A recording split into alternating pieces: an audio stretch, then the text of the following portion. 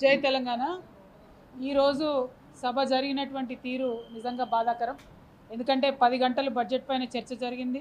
మా పార్టీలో ఉన్నటువంటి అనేక మంది సీనియర్ నాయకులు, మంత్రులుగా, ఎంపీలుగా, ఎమ్మెల్యేలుగా, ఎమ్మెల్సీలుగా అపారమైనటువంటి అనుభవం ఉన్నటువంటి మా పార్టీ సభ్యులందరూ కూడా అనేకమైనటువంటి విలువైన సూచనలు చేయడం జరిగింది.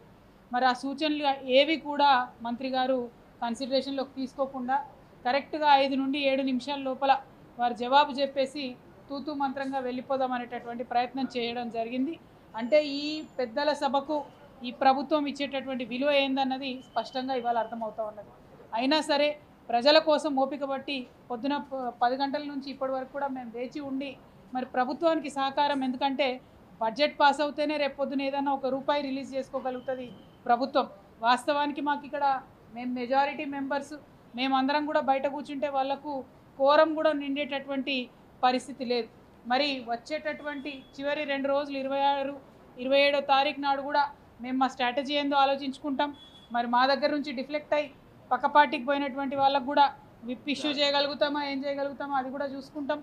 ఎందుకంటే చైర్మన్ గారు కంప్లీట్గా మమ్మల్ని ఇగ్నోర్ చేసి ప్రభుత్వాన్నే చూడడం అన్నది నిజంగా బాధాకరం. 1. 2, బట్టి విక్రమార్క గారు అదేవిధంగా రాష్ట్ర ముఖ్యమంత్రి గారు కంటిన్యూస్గా మేము తెచ్చినటువంటి 158,000 కోట్లలో 153,000 కోట్లు పాత ప్రభుత్వం తెచ్చినటువంటి అప్పు కట్టడానికే పోయింది అని అంటే వారిని మేము స్పష్టంగా నిలదీసాం. బడ్జెట్ బుక్స్ ఏవైతే ఇచ్చారో అందులో కేవలం 30,000 కోట్లు మాత్రమే ఇంట్రెస్ట్ అసలు కలిపి కట్టామని రాసింది. అంటే బడ్జెట్ మార్చి టు మార్చి ఉంటుంది. ఈ మార్చి టు మార్చి 12 నెలల్లో కేవలం 30,000 కోట్లు కడితే మరి డిసెంబర్లో ఈ ప్రభుత్వం 23లో వస్తే డిసెంబర్ 23, జనవరి 24, ఫిబ్రవరి 24 ఈ 3 నెలల్లో మరేమన్నా 50,000 కోట్లు వాళ్ళు పెట్టినరా, అప్పు రీస్ట్రక్చర్ చేసి కట్టినరా అని మేము అడగడం జరిగింది. దానికి ప్రభుత్వం దగ్గర సమాధానం లేదు.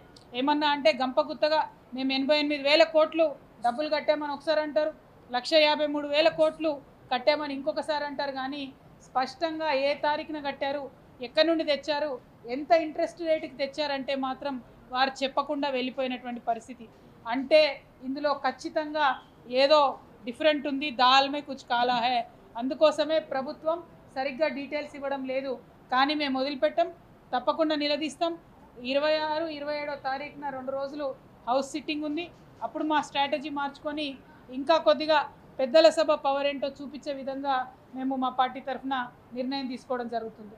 Thank you. జై తెలంగాణ.